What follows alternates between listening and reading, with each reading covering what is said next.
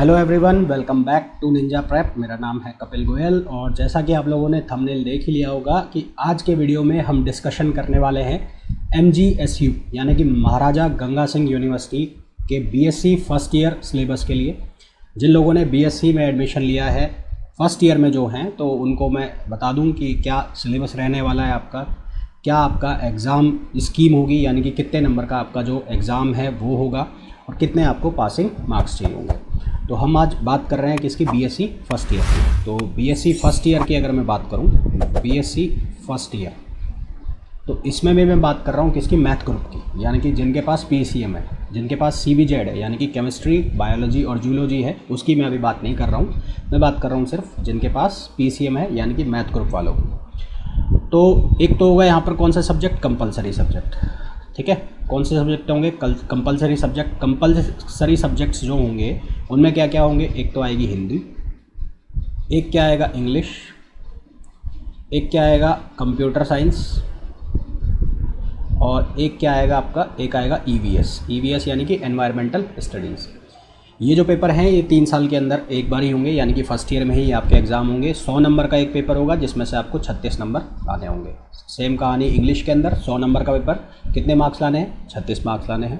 Computer का जो paper होगा 100 नंबर का पेपर होगा, वापस बोल रहा हूँ, यहाँ पर 2 चीज़ें होंगी, एक प्रैक्टिकल होगा और एक थ्योरी होगी। तो थ्योरी जो होगी वो 60 नंबर की होगी, ऑब्जेक्टिव टाइप क्वेश्चंस आएंगे, उनको आपको सॉल्व करना है। 40 नंबर का आपका प्रैक्टिकल होगा। EVS का पेपर अगेन 100 नंबर का होगा।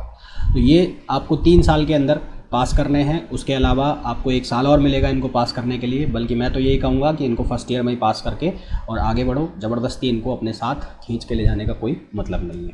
अब बात कर लेते हैं कि इसकी ऑप्शनल सब्जेक्ट की, कि कौन कौन से आपके जो सब्जेक्ट्स होंगे वो ऑप्शनल होंगे। तो हम जो, जैसा कि मैंने आपको बताया, हम बात कर रहे हैं किसकी, फिज़िक्स, केमिस्ट्री और मैथ्स की। तो फिज़िक्स और केमिस्ट्री और किसकी बात कर रहे हैं हम, मैथ्स की। तो अगर मैं फ़िज़िक्स, केमिस्ट्री और मैथ तीनों की ही बात करता हूँ, तो तीनों में ही आपकी 3-3 बुक्स होंगी, यानी कि फ़िज़िक्स की 1, 2 और 3 पेपर लगेंगे फ़िज़िक्स के, 3 पेपर लगेंगे किसके, केमिस्ट्री के, और 3 पेपर ही लगेंगे किसके, मैथ के। 3 पेपर फिज़िक्स के, 3 पेपर केमिस्ट्री के और 3 पेपर ही लगेंगे किसके, मैथ के। कितने नंबर का पेपर होगा, पेपर का नाम क्या होगा, उसकी बात कर लेते हैं। तो अगर मैं बात करूं फ़िज़िक्स में, तो फ़िज़िक्स में आपके 3 पेपर होंगे। एक पेपर होगा जो आपका होगा वो मैकेनिक्स का होगा, मैकेनिक्स, जिसमें आपकी क्लासिकल मैकेनिक्स और थ्योरी ऑफ रिलेटिविटी, पेपर का नाम होगा theory of relativity and classical mechanics. मैंने मैकेनिक्स लिखा है सिर्फ।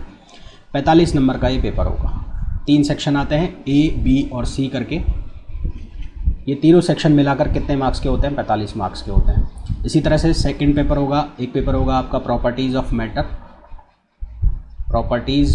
मैटर और फ्लूइड मैकेनिक्स।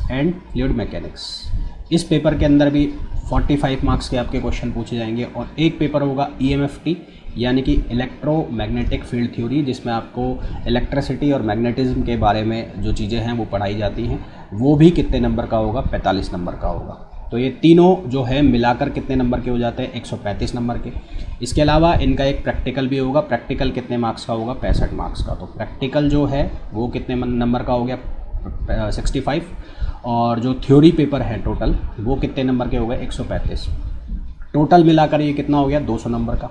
यहाँ 135 में से पास होने के लिए आपको 48 नंबर चाहिए। 48 का मतलब हर पेपर में कितने नंबर चाहिए, 16 नंबर चाहिए। इसी तरह से प्रैक्टिकल में भी 65 में से पास होने के लिए 24 नंबर चाहिए। उसके बाद करें केमिस्ट्री की, तो केमिस्ट्री के 3 पेपर होंगे। कौन कौन से होंगे, एक होगा ऑर्गेनिक पेपर, ऑर्गेनिक का, एक होगा कौन सा, इनऑर्गेनिक का, और एक होगा कौन सा, फिजिकल केमिस्ट्री का। ठीक। मैथ्स की अगर बात करते हैं तो मैथ्स में यहाँ पर 3 पेपर होंगे। एक होगा एलजेब्रा, एब्स्ट्रैक्ट एलजेब्रा भी जिसको कहते हैं, एक होगा कैलकुलस, और एक पेपर होगा कौन सा, वेक्टर कैलकुलस, है ना। कौन सा पेपर होगा, वेक्टर कैलकुलस का। कैलकुलस के अंदर क्या आएगा, वही डिफरेंशिएशन इंटीग्रेशन जो आपने 12वीं क्लास में भी पढ़ा है। एलजेब्रा के बारे में एक चीज़ मैं आपको बता दूं, कई यूनिवर्सिटीज़ के अंदर ये BSc थर्ड ईयर का पार्ट होता है। यहाँ पर अगर अपन MGSU की बात करते हैं, यानी कि महाराजा गंगा सिंह यूनिवर्सिटी की बात करते हैं, तो यहाँ पर ये फर्स्ट ईयर के अंदर है। अब यहाँ पर कितने कितने नंबर का पेपर होगा, तो यहाँ पर एक पेपर होगा 66 का, एक होगा 66 का और तीसरा होगा 68 का। तो टोटल मिला के ये कितने हो गए, 200 नंबर के। कई यूनिवर्सिटीज़ के अंदर, राजस्थान की यूनिवर्सिटीज़ के अंदर ही मैथ्स के अंदर प्रैक्टिकल भी होता है। MGSU में जो मैथ्स है उसमें प्रैक्टिकल नहीं है, तीनों ही पेपर थ्योरी हैं। और यहाँ पर जो इनकी मार्किंग स्कीम है वो 66 और 68 है। ठीक है, अब कैसे पास होते हैं और कैसे फेल होते हैं इसका मतलब समझ लेते हैं। और बैक का मतलब क्या होता है कि बैक लग गई, तो उस बैक का मतलब क्या होता है वो भी हम समझ लेते हैं। देखो, मैंने यहाँ पर कहा कि ये जो पेपर है इन तीनों में मिलाकर आपको 48 नंबर लाने हैं। और यहाँ पर सेम कहानी केमिस्ट्री के अंदर है, तीनों को अंदर मिलाकर कम से कम आपको 48 नंबर लाने हैं। तो पास होने की और फेल होने की क्या स्कीम है, सबसे पहले वो बात कर लेते हैं। तो यदि आपके ऐसा होता है कि फ़िज़िक्स के अंदर 48 मार्क्स आ गए, टोटल तीनों पेपर को मिला के 48 मार्क्स आ गए, केमिस्ट्री के अंदर भी तीनों पेपर को मिला के 48 मार्क्स आ गए, और मैथ्स के अंदर भी ऐसा ही हो गया कि 24 और 48। ठीक है, कितने हो गए, 8 और 4 12, 4 2 6 और 1 7। मैथ्स के अंदर कितने आ गए, 72 मार्क्स आ गए, तो आप क्या हो जाएंगे, पास हो जाएंगे। मान लो ऐसा होता है कि मैथ्स के अंदर आपके 72 मार्क्स आ गए तीनों पेपर के अंदर मिला के, केमिस्ट्री के अंदर आपके कितने नंबर आए, 48 आए, और फिजिक्स के अंदर आपके क्या रह गए, 48 मार्क्स से कम नंबर रह गए, है ना। तो आपके क्या लगेगी, बैक लग जाएगी।